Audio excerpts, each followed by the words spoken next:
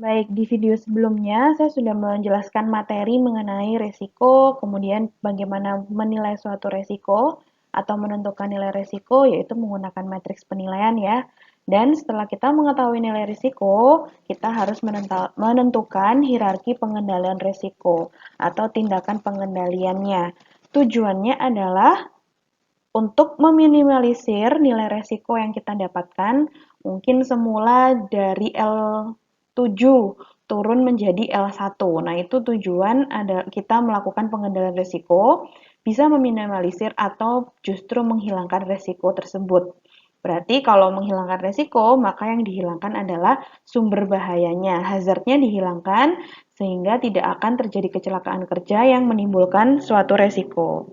Oke, saya refreshment lagi mengenai hierarki pengendalian risiko. Kemarin ada 5. Yang pertama adalah eliminasi, lalu substitusi, engineering, administratif, dan APD, alat pelindung diri yang paling akhir. Ini adalah hierarki ya. Jadi semakin ke bawah itu semakin tidak efektif. Oke. Semakin ke atas, semakin efektif. Sehingga, kalau kalian diminta melakukan pengendalian nilai resiko, maka yang harus ditentukan dulu adalah tahap 1, yaitu eliminasi. Silakan kamu analisa, kamu data, apakah ada sumber bahaya yang bisa dihilangkan. Misal, dengan ketinggian, misalnya ya, mengecek suhu di kolom distilasi yang tinggi. Itu kan merupakan suatu sumber bahaya yang besar resikonya. Nanti bisa terjatuh, bisa patah tulang, atau bahkan bisa mengakibatkan fatality, meninggal ya. Maka kalau sumber bahaya tersebut bisa dihilangkan dengan tidak melakukan pengukuran suhu misalnya di kolom destilasi, maka kamu sedang melakukan eliminasi bahaya. Jadi tidak semua pengendalian resiko itu bisa menggunakan tahap eliminasi. Beberapa di antaranya dapat dilakukan eliminasi, tapi tetap harus diperhatikan ketika kita menghilangkan step tersebut atau menghilangkan sumber bahaya tersebut, apakah ada pengaruhnya ke step-step lain berikutnya. Seperti yang saya contohkan tadi di kolom destilasi, kalau nggak dicek suhu di atas, apakah berpengaruh tidak untuk proses kolom destilasimu? Kalau memberikan pengaruh, maka tahap tersebut tidak bisa kita lakukan karena pengecekan suhu bersifat wajib.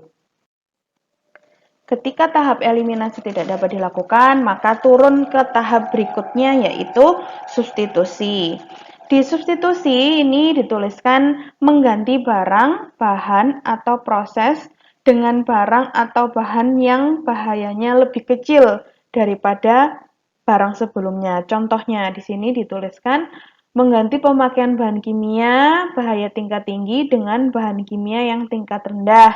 Contohnya mengganti asbes ke bahan yang tidak beracun. Jadi selama ini orang-orang sering sekali kan menggunakan asbes ya.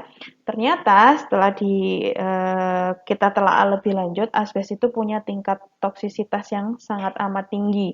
Jadi sekarang banyak orang di industri itu sudah tidak menggunakan asbes lagi. Lalu contoh lain adalah mengganti manual handling dengan mechanical handling. Yang biasanya diangkat dengan tangan, sekarang diangkat dengan mesin. Itu juga merupakan substitusi. Ketika eliminasi tidak bisa, substitusi tidak bisa, maka kamu langsung lanjut ke tahap bawahnya, yaitu engineering. Di sini terkait dengan rekayasa. Contohnya, mendesain ulang peralatan atau proses kerja untuk mengurangi atau bahkan menghilangkan resiko. Nih, ditulis di sini, desain ulang untuk tingkat kebisingan. Mungkin alatnya bergerak sangat bising, jadi kamu bisa membuat ruang kedap suara atau alatnya diberi penutup untuk mengurangi kebisingan.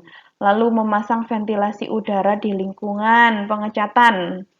Terus memasang pagar pengaman mesin di bagian mesin yang bergerak. Itu merupakan tahap engineering. Kamu juga bisa mengkombinasikan, misal tahap engineering dikombinasikan dengan tahap administratif juga bisa. Jadi tidak harus memilih satu saja, tapi juga bisa mengkombinasikan dua tahap di hierarki pengendalian risiko. Untuk administratif, ini lebih ke bagaimana pengolahan waktu lembur, lalu pembuatan work permit, pembuatan SOP untuk menghindari atau menghilangkan bahaya-bahaya dari skill manusia. Jadi karena di situ sudah ada SOP-nya, prosedurnya sudah jelas, maka para pekerja bisa bekerja dengan aman. Termasuk mengikutkan pekerja ke pelatihan-pelatihan atau ada meeting untuk membahas tentang hazard yang akan dialami, itu juga masuk ke tahap administratif. Dan tahap terakhir, pengendalian risiko yang paling tidak efektif adalah alat pelindung diri. Itu adalah tahap paling akhir ketika eliminasi substitusi engineering administratif tidak dapat dilakukan, maka jalan satu-satunya yang terakhir adalah menggunakan alat pelindung diri.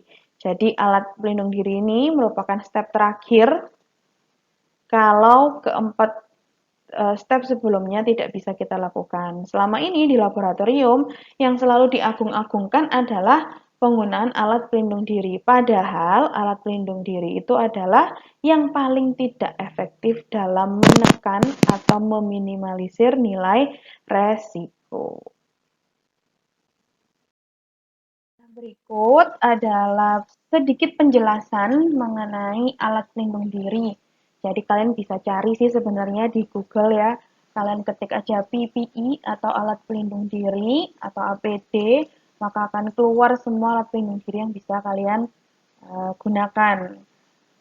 Yang pertama di sini alat pelindung diri itu kan ada banyak ya macam-macamnya, jenisnya juga macam-macam.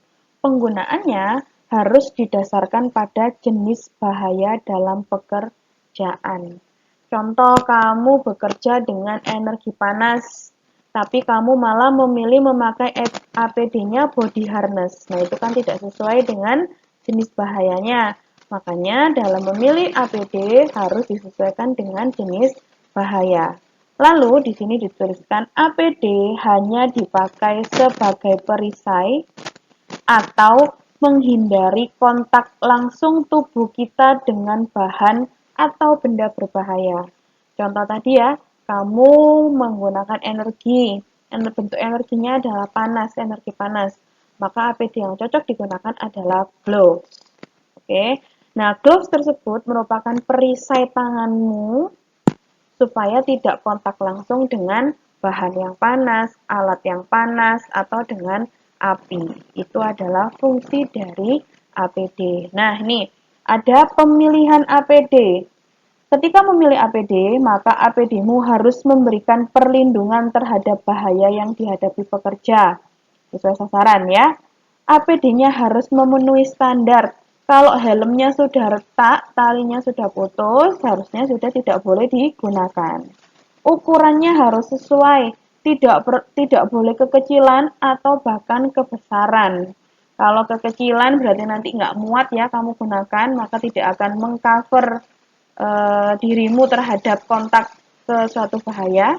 Kalau kebesaran itu bisa menimbulkan suatu sumber potensi bahaya yang baru. Lalu, biasanya bentuk dan warnanya menarik, kemudian beratnya harus seringan mungkin.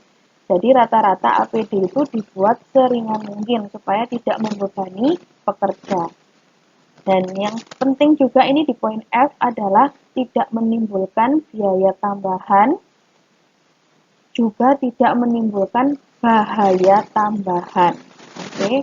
Lalu yang G, tidak membatasi gerak pemakai APD. Walaupun kalian pasti merasa ketika menggunakan APD itu kurang nyaman ya, tapi APD-nya tidak boleh membatasi gerakmu. Jadi kamu harus tetap bisa bergerak seperti biasa meskipun dengan penggunaan APD. Dan yang terakhir, suku cadangnya harus mudah didapat. Jadi ketika rusak atau kurang berfungsi sebagaimana mestinya, untuk perbaikan atau penggantian suku cadang bisa dilakukan secepat mungkin karena APD merupakan alat utama yang dibutuhkan pekerja. Keterbatasan APD. Yang A, terbatas daerah yang dilindungi. Betul ya, jadi kalau kamu memilih gloves, maka yang dilindungi hanya tangan saja, badanmu yang lain tidak. Terbatas kemampuannya, gloves hanya untuk panas, tidak bisa untuk naik atau tidak bisa untuk resiko di ketinggian penggunaan gloves. Jadi masing-masing punya fungsi atau kemampuan yang terbatas. Terus terbatas juga jenis bahaya yang dilindungi dan terbatas waktu pemakaiannya. Seperti earplug, lalu otomatis kamu menggunakan safety shoes juga pasti terbatas kan, pasti ada jangka waktu pemakaian untuk masing-masing APD. Berikut adalah beberapa jenis APD, ada 8 ya. Yang pertama adalah alat pelindung kepala atau biasanya kalian pakai safety helmet. Terus alat pelindung pernafasan berarti respirator, pelindung telinga, earplug dan earmuff, pelindung mata berarti pakai goggles, alat pelindung bahan dan anggota bahan banyak ya. Ada safety shoes, ada gloves, alat pencegah jatuh body harness, dan alat pencegah tenggelam. Biasanya pakai safety vest yang dibuat untuk menyelam. Oke, apa saja jenis-jenis alatnya? Kita langsung lihat di slide berikutnya. Oke, berikutnya adalah alat pelindung kepala. Kita bahas satu persatu ya, atau biasanya disebut dengan safety helmet. Berfungsi untuk melindungi tempurung atau batok kepala dari benturan atau jatuhan benda-benda keras dan mengurangi kejutan listrik bila kepala terpapar dengan penghantar listrik. Di sini dituliskan jarak suspension dari kepala dengan topi adalah 1–1/4 inci. Kemudian alat perlindungan pernafasan di sini dituliskan adalah respirator, protection equipment, berfungsi untuk menyaring udara yang terkontaminasi, dengan bahan kimia berbahaya, termasuk debu dan uap minyak. Di sini dibagi menjadi dua jenis respiratornya. Yang pertama adalah purifying respirator, dan yang kedua adalah supplying respirator. Untuk purifying, udara pernafasannya diambil dari hasil proses pemurnian udara lingkungan yang terkontaminasi, sedangkan untuk supplying respirator, udara pernafasannya disuplai dari luar sehingga relatif tidak dipengaruhi oleh kondisi udara lingkungan yang dihadapi. Nah, ini adalah contohnya, yaitu SCBA, Self-Contained Breathing Apparatus, digunakan di ruang tertutup dengan kadar oksigen kurang dari 19%. Ini merupakan contoh dari supplying respirator. Oke, berikutnya adalah alat pelindung telinga. Di sini dituliskan alat ini digunakan untuk meredam suara yang tidak dikehendaki atau suara yang bising. Kamu dapat menggunakan alat pelindung telinga ketika berada di daerah yang sangat bising atau kamu terpapar kebisingan lebih dari 85 desibel. Di sini dituliskan dBA, itu adalah level noise yang digunakan dalam istilah K3 untuk menyatakan tingkat kebisingan yang diterima oleh telinga manusia. Kemudian ketika kamu menggunakan alat yang berbunyi keras, kamu juga bisa menggunakan alat pelindung telinga. Di sini ada rule of thumb-nya. Jika Anda tidak bisa melakukan percakapan dengan suara normal dengan seseorang jarak lengan, maka Anda berada pada tingkat kebisingan mendekati 90 dBA. Jadi kamu berdiri dengan temanmu jarak lengan gitu, ketika kalian berdua ngobrol dengan suara normal dan kalian berdua sama-sama tidak bisa mendengar apa yang dikatakan orang di sebelahmu, maka kamu sedang mendekati atau berada pada tingkat kebisingan 90 dBA. Ada dua jenis alat pelindung telinga. Yang pertama adalah earplug dan earmuff. Earplug itu lebih murah, disposable, dan NRR-nya cukup tinggi. Oke, NRR apa nanti ya. Kemudian untuk earmuff lebih mahal, lebih tahan lama, dan NRR-nya lebih tinggi dibanding earplug. Jadi keseluruhannya adalah earmuff lebih bagus daripada earplug. Di sini tadi disebut adalah NRR, yaitu Noise Reduction Rating, atau seberapa besar desibel kebisingan dapat diturunkan. Semakin besar penurunannya, maka semakin baik. Makanya di sini dituliskan NRR-nya earmuff itu lebih tinggi dibandingkan earplug, sehingga earmuff lebih efektif digunakan untuk menurunkan tingkat kebisingan yang mungkin kamu dengar. Di sini ada tabel juga. Di tabel ini menjelaskan bahwa setiap tingkat kebisingan itu memiliki jam paparan yang beda-beda. Jam paparan itu adalah misal ketika kamu ada di suatu ruangan, di ruangan tersebut tingkat kebisingannya 90 dBA, maka kamu boleh ada di ruangan itu maksimal 8 jam dalam satu hari.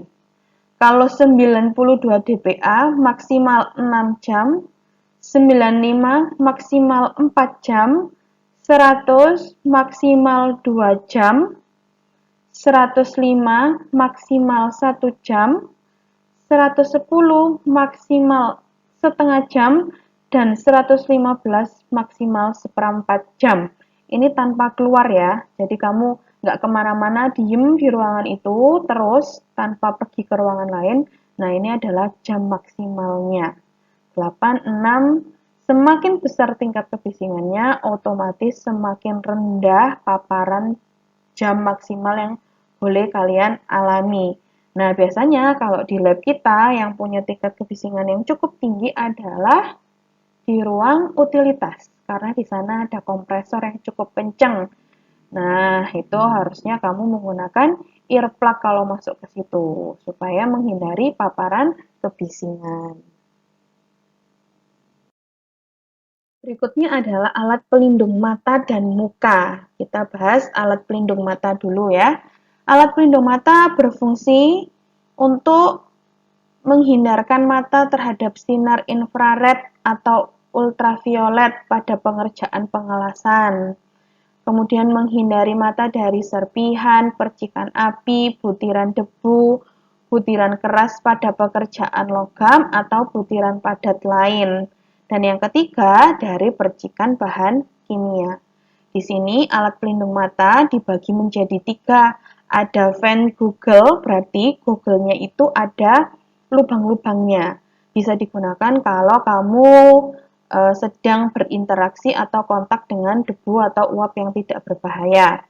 Kemudian non-fat goggles, berarti kamu sedang pakai bahan kimia berbahaya, kamu harus pakai non-fat Google, tidak ada lubang di Google-nya, jadi rapat menutupi matamu.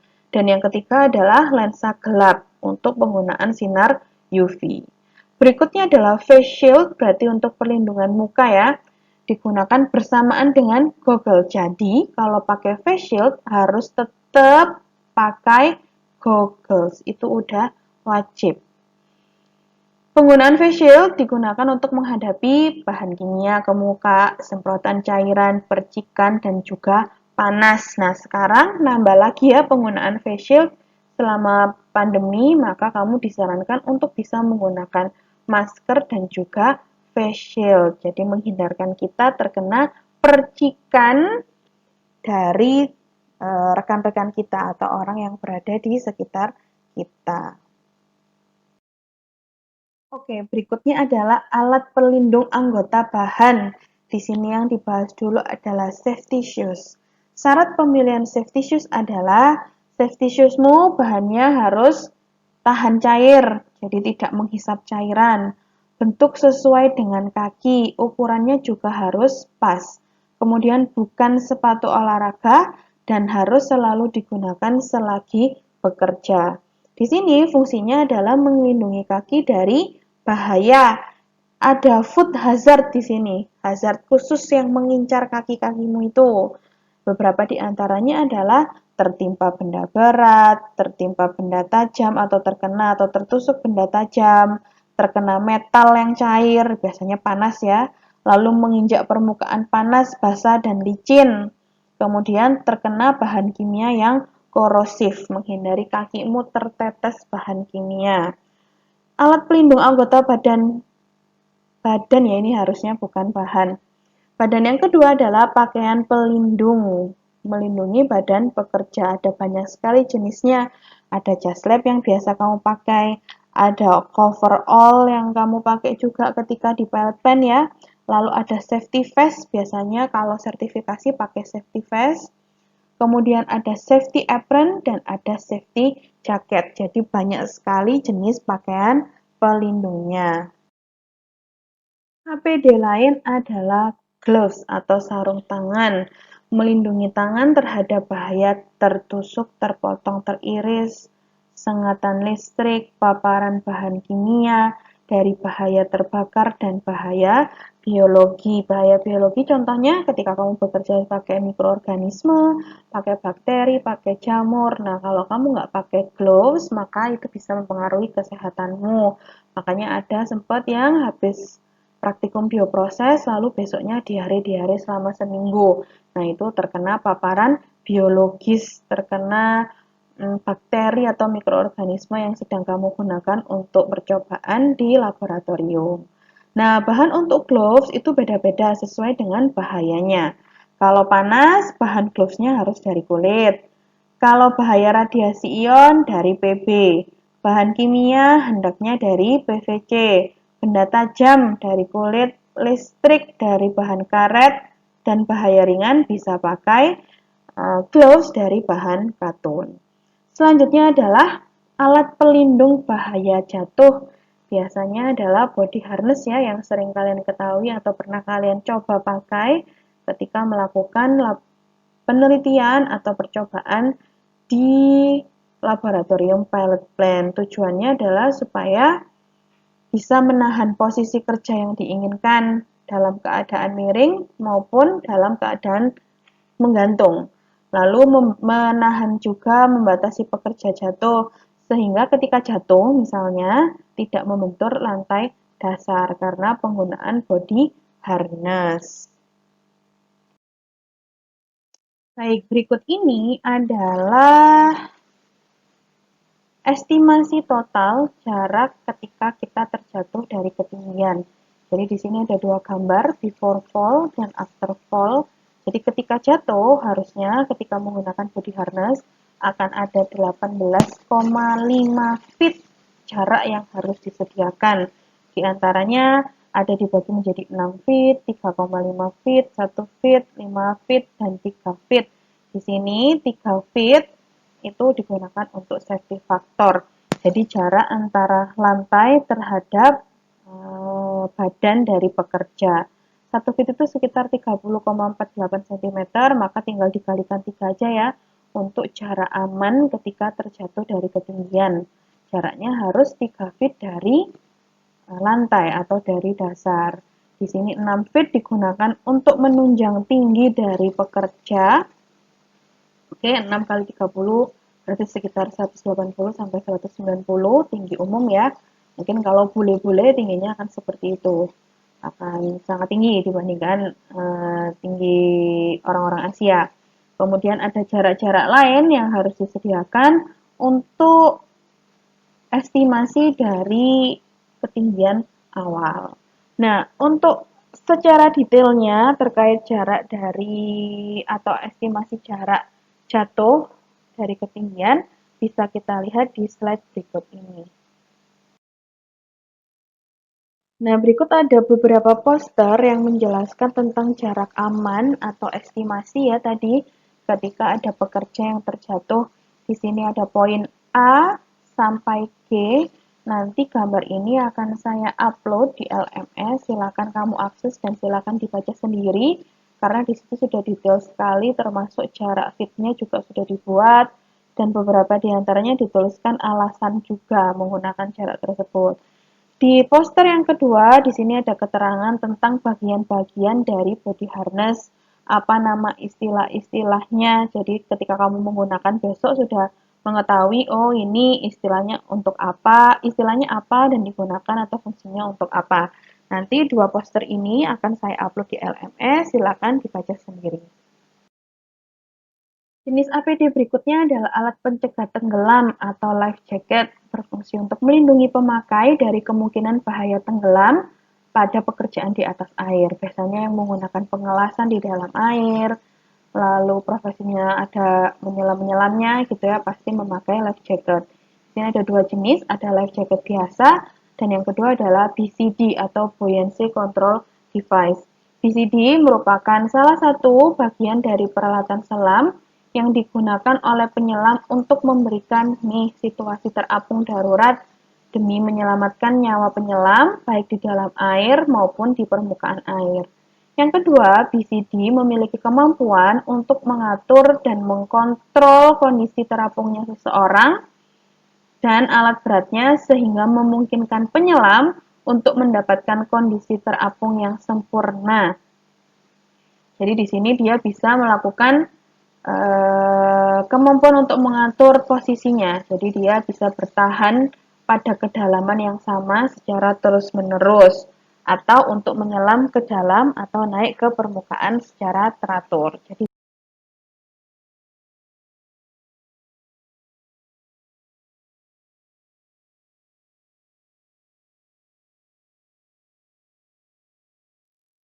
nah, sebagai tambahan, berikut saya tampilkan bahan-bahan yang tahan terhadap bahan kimia.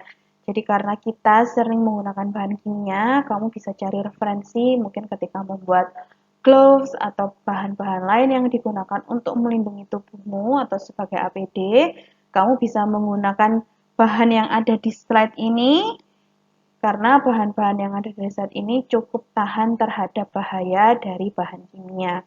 Beberapa di antaranya nggak saya bacakan semua ya, nanti silakan dibaca sendiri. Ada natural rubber, ada butyl rubber, ada fluoropen, ada PVC, ada nitril, ada stiren, ada PPE, ada PE, ada PFE. Jadi di sini untuk kode-kode bahan yang saya berikan tanda bintang, berarti dia mudah didapat dan murah.